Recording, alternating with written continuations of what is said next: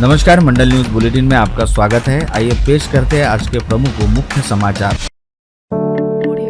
Amravati central jail में कैदियों के पास से मोबाइल पाए जाने को लेकर जेल प्रशासन विवादों में घिर गया है। इस मामले की तह तक पहुंचने के लिए अपराध शाखा तथा जेल के वरिष्ठ अधिकारियों द्वारा जांच शुरू की जा चुकी है। इस मामले में जेल अधीक्षक की ओर से सुरक्षा की जिम्मेदारी संभालते हुए कुछ अधिकारी व कर्मचारियों को शो कॉज नोटिस दी गई है, जिससे आने वाले कुछ दिनों में कार्यवाही का हंटर चल सकता है। बता दें कि अमरावती सेंट्रल जेल में 4 दिन के भीतर 6 मोबाइल फोन बरामद हुए थे, जिसमें से 5 मोबाइल अति सुरक्षा माने जाने वाले अंडा सेल से बरामद हुए थे, जबकि इसके पहले भी जेल से मोबाइल मिल चुके हैं। लेकिन ये मामले काफी गर्मा जाने से नागपुर पुणे के दल ने पहुंचकर मामले की जाँच की। तब जाकर कारागृह सुरक्षा समिति ने जेल अधीक्षक द्वारा सुरक्षा को लेकर उठाए जा रहे कदमों में और भी सख्ती लाई गई है।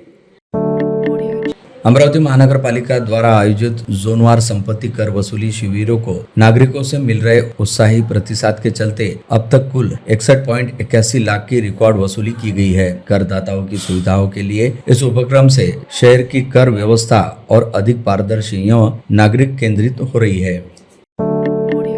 प्रदेश के तहसीलदार, उप जिलाधिकारी और अपर जिलाधिकारी संवर्ग के अधिकारियों की लंबित पदोन्नति अब देने का निर्णय राज्य शासन ने कर लिया है। 140 से अधिक अधिकारियों की सूची तैयार रहने की जानकारी देते हुए बताया गया कि अपर जिलाधिकारी श्रेणी के 23 अधिकारियों को जिलाधिकारी 1 इस पद पर प्रोन्नत किया गया है। अमरावती, नागपुर, गोंदिया, भंडारा सहित जिलों के अधिकारियों का समावेश रहने की जानकारी सूत्रों ने दी है। इसे अधिकारी वर्ग को दिवाली भेंट माना जा रहा है। आदेश आज कल में जारी होने की संभावना व्यक्त की गई है। सरकारी कर्मियों को इस वर्ष दिवाली पर 9 दिन अवकाश मिलेगा। आगामी शनिवार 18 अक्टूबर से 27 तक ये कर्मचारी छुट्टियों का आनंद उठाएंगे। स्कूल में तो 17-18 दिनों तक अवकाश रहेगा। अक्टूबर इस वर्ष कपास की बुवाई जून महीने में होने से तहसील में तोड़ाई का मौसम पहले ही शुरू हो गया है। इसी क्रम में तहसील के अग्रवाल नेचुरल फाइबर केंद्र में शुक्रवार को कपास की निजी खरीदी की शुरुआत की गई। शुभारंभ के अवसर पर जलगांव आरवी के किसान आकाश भोसले के मुहूर्त के कपास को 7101 प्रति क्विंटल भाव मिला है।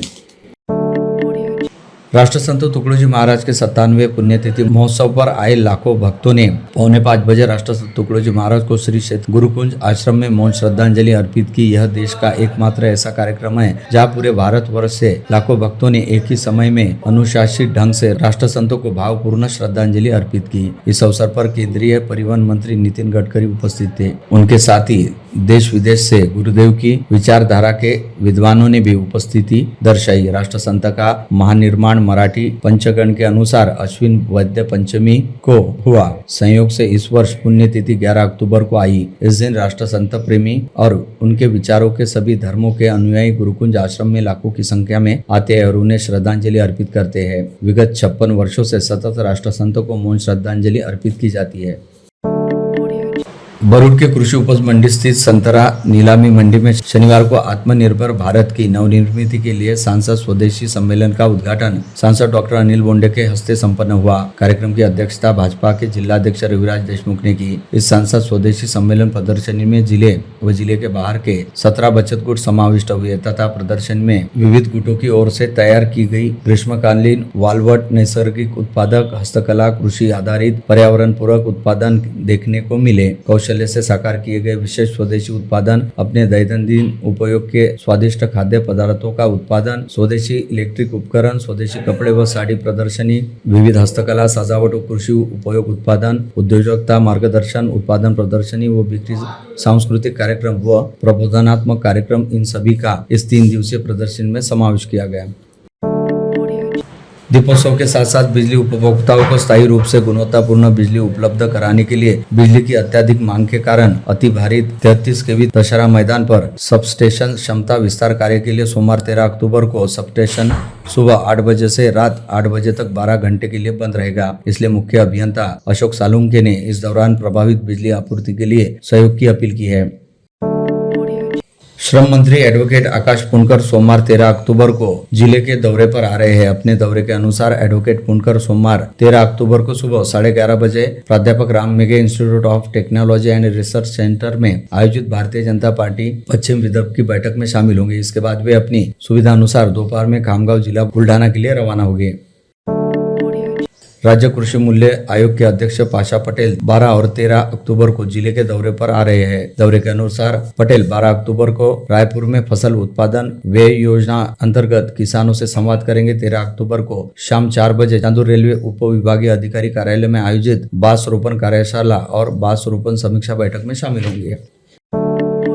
अमरावती मनपा और विधि मंत्र संस्था के सहयोग से एक भव्य फोटोग्राफी प्रतियोगिता प्रदर्शन और दिवाली उत्सव का आयोजन किया गया। इस उत्सव का उद्घाटन 16 अक्टूबर को सुबह 11 बजे सांस्कृतिक भवन में होगा, जिसमें बड़ी संख्या में जाने माने कलाकार, फोटोग्राफर, व्यापारी, स्वयं सहायता समूह और शहर के नागरिक उपस्थित रहेंगे। इस फोटोग्राफी प्रतियोगिता को अमरावती शहर और आसपास के फोटोग्राफरों से भारी प्रतिक्रिया मिली है। इस प्रदर्शनी में गणेश उत्सव के दौरान अमरावती नगरीय और सांस्कृतिक सौंदर्य, प्राकृतिक और वन्य जीव, अमरावती क्षेत्र जैसे विषयों पर कई खूबसूरत तस्वीरें देखने को मिलेगी।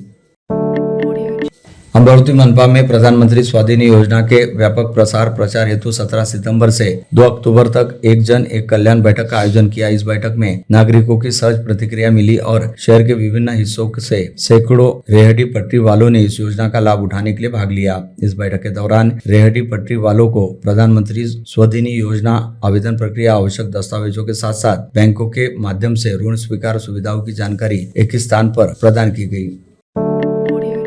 शहर में शांति एवं व्यवस्था बनाए रखने के लिए अमरावती शहर पुलिस आयुक्त अरविंद सावरिया ने महाराष्ट्र पुलिस अधिनियम की धारा 37(1) और 3 के अंतर्गत विशेषाज्ञा जारी की है। पुलिस आयुक्त क्षेत्र में लागू कर दी गई है। यह आदेश 14 अक्टूबर से 28 अक्टूबर की मध्य रात्रि तक लागू रहेगा। पुलिस आयुक्त अरविंद सावरिया ने बताया कि इस आदेश का उल्लंघन करने वाले व्यक्ति के विरुद्ध कानूनी कार्रवाई की जाएगी।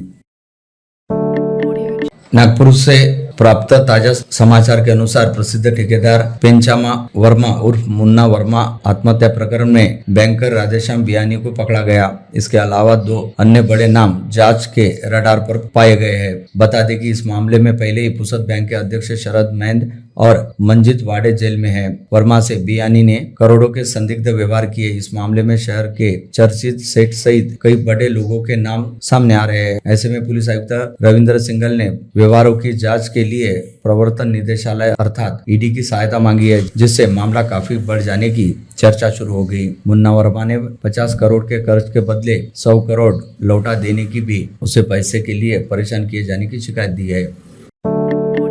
जिला मध्यवर्ती कारागार के किस्से दिनों दिन उजागर हो रहे हैं। एक और आरोपी महादेव राजपंख के द्वारा पैरोल के लिए बेटी की गंभीर बीमारी के झूठे कागजात प्रस्तुत करने का मामला उजागर हुआ। पुलिस ने जेल अधीक्षक कीर्ति चिंतामणि की ओर से दायर शिकायत के बाद कैदी महादेव राजपंखे के विरुद्ध विभिन्न धाराओं के तहत अपराध दर्ज किया। एक के बाद एक ऐसे प्रकरण उजागर हो गए हैं। जिला कारागार पहले ही कैदियों के बैरक में मोबाइल हैंडसेट बरामद होने से चर्चा में है।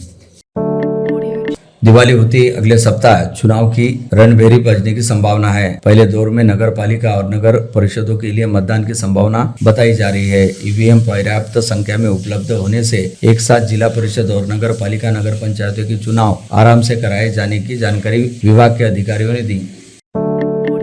बहुउद्देशीय आरोग्य समाज कल्याण संस्था द्वारा स्थानीय विश्वविद्यालय रोड स्थित वृंदावन कॉलोनी में संचालित बाल गृह की 3 अनाथ लड़कियों का विवाह संस्था के अध्यक्ष डॉक्टर एपी इंगले, सचिव कुमुदिनी इंगले, संचालक पंकजा इंगले जैसे गणमान्य व्यक्तियों की उपस्थिति में शाही तरीके से संपन्न हुआ। समारोह में मुख्य रूप से सांसद बलवंत वानखड़े, पुलिस आयुक्त अरविंद सावरिया, संत गाडगे बाबा अमरावती विश्वविद्यालय के उपकुलगुरु मिलिंद बारहाते आदि उपस्थित थे।